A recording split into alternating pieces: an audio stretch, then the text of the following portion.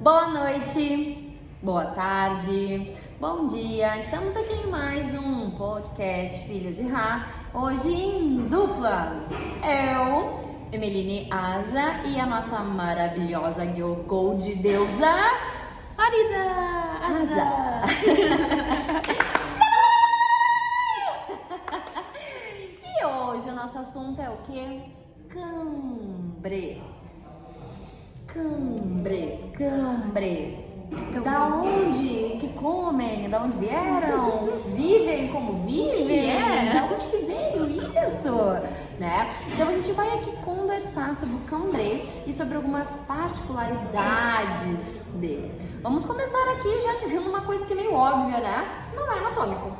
Com certeza não. Né? Ele aqui não é anatômico e com toda a certeza ele não é indicado para qualquer pessoa que tenha o mínimo de qualquer desvio, qualquer probleminha, qualquer alteração na coluna. Na saúde vertical da coluna, né? Exatamente. Por quê? Para quem não sabe, para quem não tá entendendo do que a gente está falando, cambre é aquele movimento aonde a gente se inclina para as costas. Então a gente faz um arco para as costas. Também, né, uma variação desse cambre é para as laterais ou meio diagonal, porque querendo ou não, também é um cambre. Então, por que ele é anti-anatômico? Porque, gente, tu tá saindo totalmente da tua pose anatômica. O que é a pose anatômica? Né? A pessoa retinha, linda e maravilhosa, joelhitos estendidos, cotovelitos estendidos, né? Palmitas da mão para frente, isso é a pose anatômica. Então, qualquer coisa que saia desse desenho muito bem descrito por mim, para quem está escutando aqui no nosso áudio, obviamente, né? Então, não é anatômico. O cambre, ele é bem forçadamente, né, não anatômico por essa questão da curvatura da coluna. Mas aí, Farida, tipo, vamos pensar que nessa curvatura dos acidentes que podem acontecer se a pessoa tiver qualquer coisinha ali fora do lugar na sua coluna, ou se ela não estiver bem aquecida, bem alongada, bem preparada. E aí? Aí vai dar um problema, né? Um problema dos grandes. Porque assim, na dança do ventre, quanto mais curvo, quanto mais tu colocar a tua cabeça no chão, Mais bonito é! Palmas, Bravo! né? Porém, temos que cuidar muito, porque, como a Emeline falou, ele não é um movimento anatômico. E quem faz essas movimentações na dança do ventre, com certeza, ou já tem uma predisposição, né, de ter uma flexibilidade em si, ou treinou muito para chegar nesse eixo tão curvado, né? Nós temos um porém também, porque isso que a Farida falou de ter essa predisposição, o que seria isso? Ter mais espaço entre as vértebras. Então, essa predisposição, essa facilidade que algumas pessoas têm, porque elas têm mais espaço entre os ossinhos da coluna. Tanto que, às vezes, as pessoas têm mais facilidade num cambre torácico, onde, né, pra quem tá assistindo, aqui do meio pra cima, ou um cambre mais lombar, que é o quê? Nas vértebras mais lombares. Como assim? Porque essa pessoa, ela tem mais espaçamento nas vértebras, né, mais para cima da coluna, ou ela tem um maior espaçamento nas vértebras mais pro final da coluna. Ou a pessoa é premiada e tem toda a coluna com espaçamento. E ela dobra e desdobra que é aquele ranço que dá daquelas deusas que fazem o quê? Peraí, vou fazer um cambre. E se desmonta assim, sim, essas pessoas, né, claro, treinaram muito, mas elas têm uma facilidade para isso. Assim como talvez alguém que esteja aqui nos escutando, nos assistindo, se identifique que a pessoa pode treinar e não adianta. Nunca sair. Não vai sair o cambre, né? Por que isso acontece? Porque ela tem esse espaço reduzido. Muito curto. Exatamente. Ela tem as vértebras mais próximas uma da outra. Então isso faz com que o cambre dela não seja tão avantajado por mais que ela treine. Isso vai gerar dor? Não, isso não vai gerar dor. Claro, falamos de uma coluna saudável, né? Não vai gerar dor, mas ela vai ter dificuldade, por mais que ela vai ter que aquecer mais do que aquela pessoa que tem dificuldade, mas isso não quer dizer que ela venha a sentir dores. Por isso que é muito importante saber as limitações, né?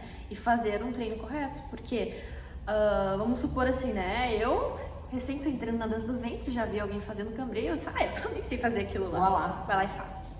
Gente, a possibilidade de ter uma lesão é muito grande, porque tu vai comprimir as tuas vértebras e talvez agora tu não esteja sentindo dor. Tá aquecida. Quem dirá daqui pra frente ou daqui a uns anos, Exatamente. isso não vai criar uma... Eu não sou, assim, especialista na área da saúde, de fisioterapia e tudo mais, né?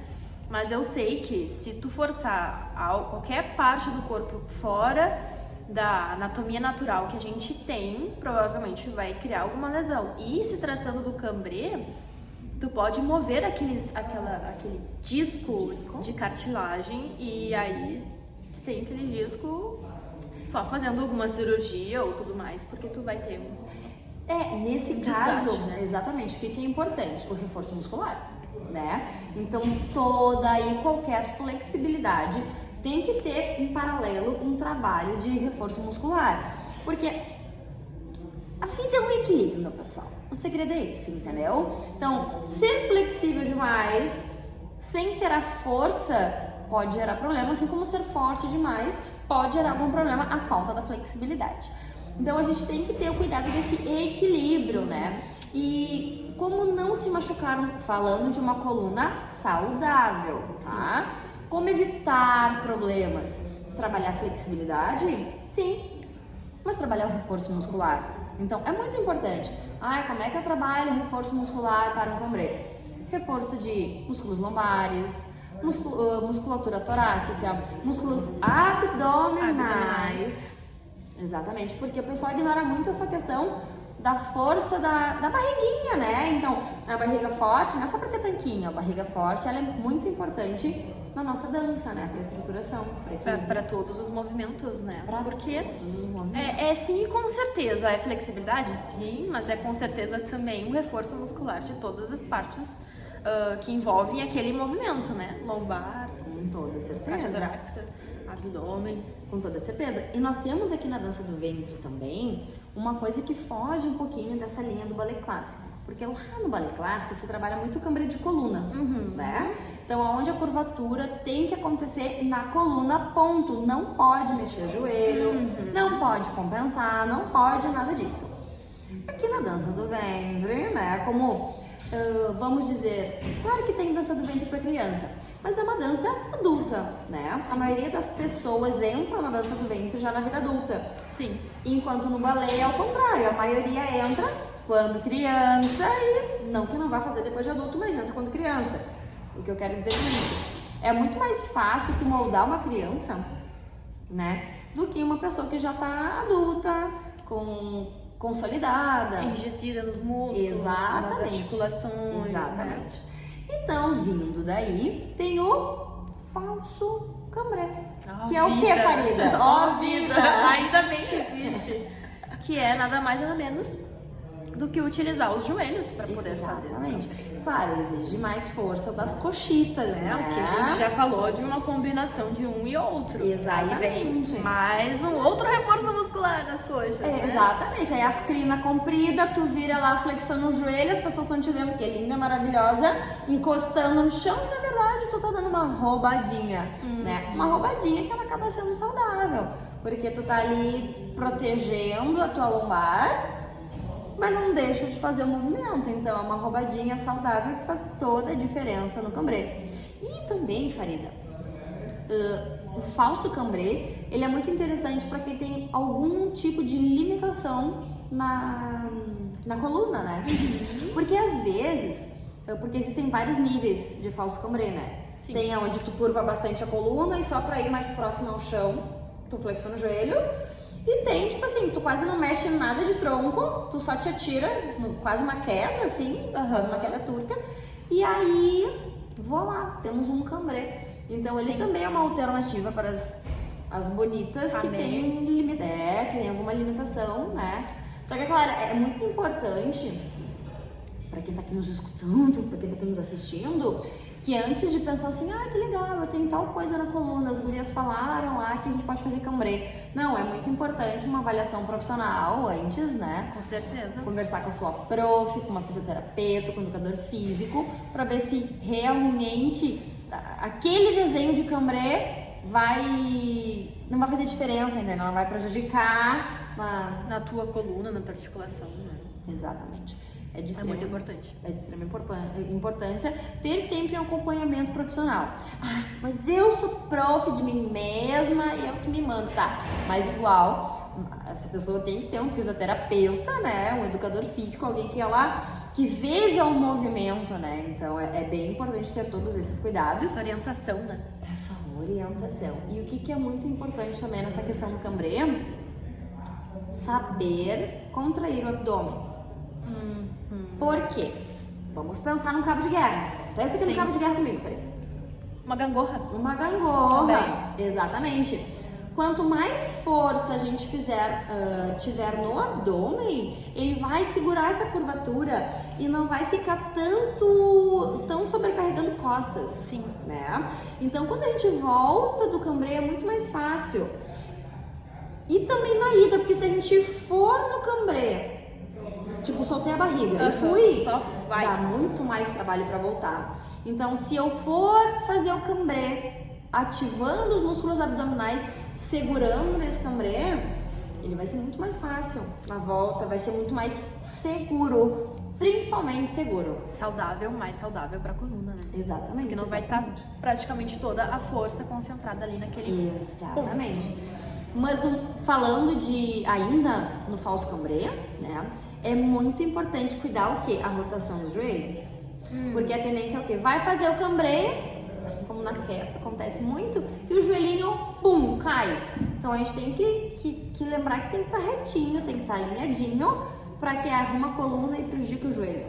Aí não adianta muita coisa, não adianta muito, né? Então a gente precisa arrumar uma coisa e não prejudicar a outra, deixa tudo muito alinhadinho. Por isso essa orientação, né? Porque quando tu vai treinar um cambrê é difícil tu de enxergar de todos os ângulos, né? E essa rotação do joelho é muito comum, tanto quando tu posiciona os joelhos pra dentro quanto pra fora, né? E tu não tá percebendo que tá fazendo uma rotação errada e tu só vai notar que só tá com dor e não sabe por quê, né? Depois. Exatamente. Depois que tu já repetiu e repetiu aquele movimento, não sabe de onde que veio aquela dor. E também uma outra coisa muito importante é o pescoço, né? Então aquela questão de ter a região cervical tensa, né? Tipo, não, a gente tem que saber também trabalhar o pescoço numa harmonia desse cambrê. Então de ativar quando tiver que ativar, relaxar quando tiver que relaxar. E não pensando somente na estética, mas pensando também na questão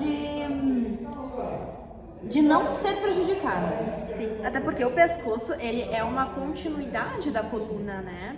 E dependendo de como tu movimenta o teu pescoço, tu vai aumentar a pressão ou aqui na parte de cima, ou vai, no fim, desembocar lá na parte da lombar, né?